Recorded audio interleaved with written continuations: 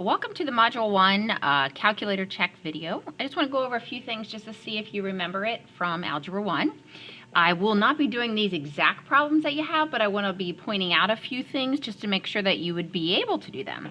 First thing I'd like you to do is remember, turn the on button here. If you need the square root, that is right here above the x squared button. It's written in blue, so second square root, whatever that number happens to be, I'll just put in 65.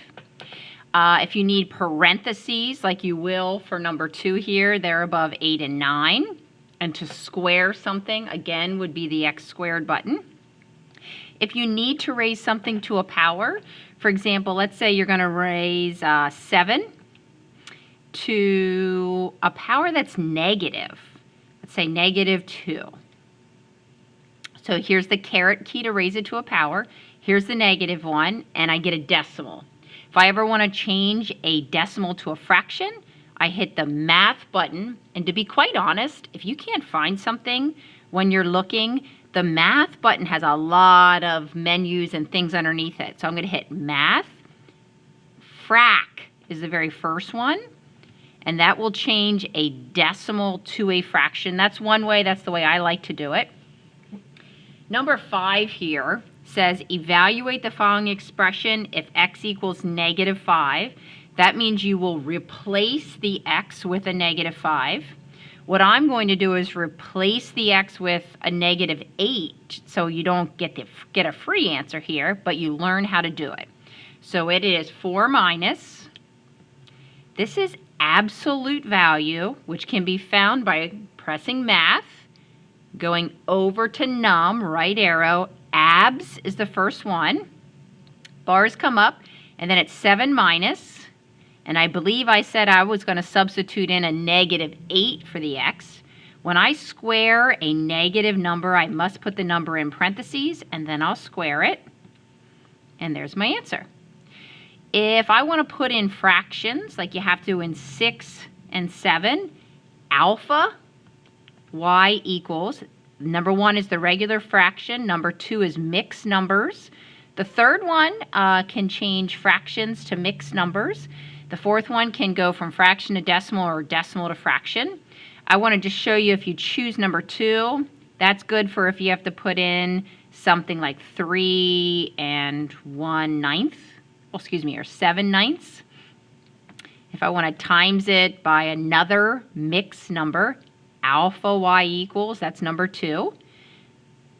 And we'll say 3 and 7/8.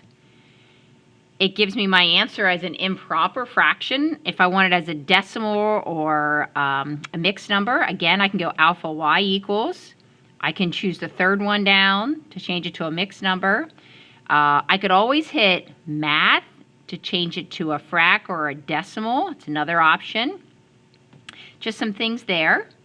Number 8 on here, it says write 82 over 134 as a decimal rounded to the nearest hundredth.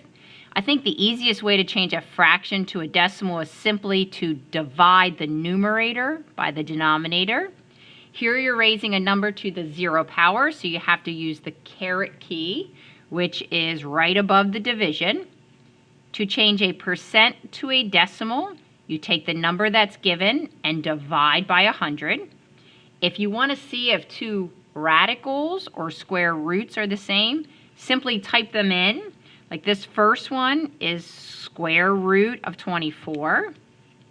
I can see what that is, but then I want to type in the right side and see if I get the same thing. So that's 1 to 11. Flipping it over, if you need LCM or GCF, those can be found, shocker, underneath math. So if I hit math, go over to num, the 8th one down is LCM, the 9th one down is GCF, is what it is, what we call it. They call it GCD on the calculator. I'll try that one. I'll look at 13 here.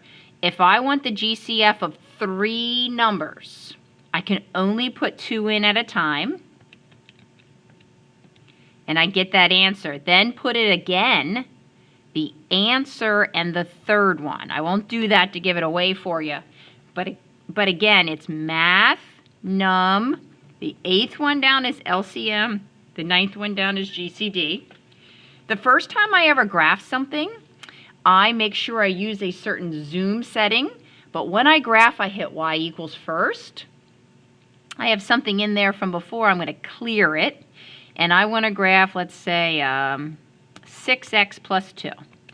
I have not graphed in a while on this calculator, so instead of hitting graph right away, I'm going to hit the zoom button and choose number 6, Z standard. That just sets it 10 in each direction, and I get my line. 16 here, if you need to graph something with a less than, greater than, an inequality, something I think you should be able to do is turn your inequality app on. So you'll hit apps. Mine's number 7, yours might be higher up, inequals. I'll hit 7, and it says press any key. Now it's turned on. What's nice is when it's turned on, if your cursor is on the equals, you get all these options. So let's say I didn't want y equals 6x plus 2. I wanted y is less than 6x. Less than is the second one. If I want anything at the bottom of the screen, I must hit alpha and then hit the button below it. So now when it graphs it, it will do the shading with it. However, to be honest, I think it's best to always reset everything to be equals. So I'm going to go back to y equals, automatically change that alpha, the very first one, to equals. I'm even going to clear that one out. Sometimes they may want you to graph 2 of them and say where they cross. So let's say the 2 one, and this was similar to 17. The 2 that they want to see where they cross are, let's say, 3x and x. And here's the x button right next to alpha, plus 3. And then I'm going to hit graph. There's the first line. There's a second line. Now I can see where they cross. That's right there. But I'm not quite sure what the coordinates are. So here's what you can do if you're not sure. I'm going to see there's the word calc in blue. So I'll hit second calc. Choose number 5 for intersect. It says, hey, is that the first line or curve? Yes. Is that the second one? Yes. Is this a okay guess? Yes. They actually cross at 1.5, comma 4.5, which makes sense. It does look like 1.5 blocks to the right and 4.5 up. The last thing I want to do is make sure you can solve a system. A system is when you have 2 equations and 2 variables, usually x and y. And how you go about putting this in, this is totally new for many of you, is you can use matrix on your calculator. So matrix is written in blue above the x with the -1 exponent here. So I'm going to hit second matrix. To put it in, I have to edit it. So I go over and hit edit. I usually put it in the very first one there, A. Now you'll notice here, if I'm using one like this, there are 2 equations and 3 columns of numbers. So I'll go 2 by 3. Now, I'm not going to put this exact one in. I'm going to put in one very similar. Let's say I have x plus y equals 10. And I have 2x minus 3y equals, let's say -20. Okay, now, let's put the numbers in, or the coefficients. This would be a 1, and a 10. So 1, 1, 10. You'll notice I'm hitting enter after each one when I'm putting those in. So I'm going to go 1, enter, 10, enter. Now 2, -3, so I have to use the negative. Don't hit the minus sign, and -20. So I get everything in. Above mode it says quit because I want to get out of there. Now I want to go to matrix, second matrix, and I want the calculator to do the math. I'm going to scroll all the way down till I see RREF. And then I put my stuff in A, so I have to let it know that it's in A. So I have to make sure this goes RREF with the A.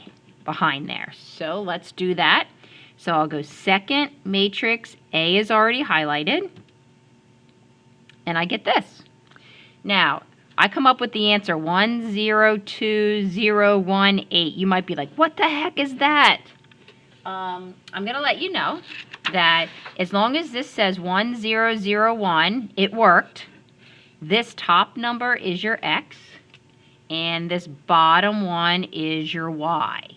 And then you can always check it in your equation back here. If X is 2 and Y is 8, 2 plus 8 is 10. That's good. 2 times 2 would be 4. Negative 3 times 8 is negative 24. So a 4 and a negative 24 does give you negative 20. So it worked. So remember, if you put this in, it's with matrix, and that might be new. So there's your video for Module 1 calculators.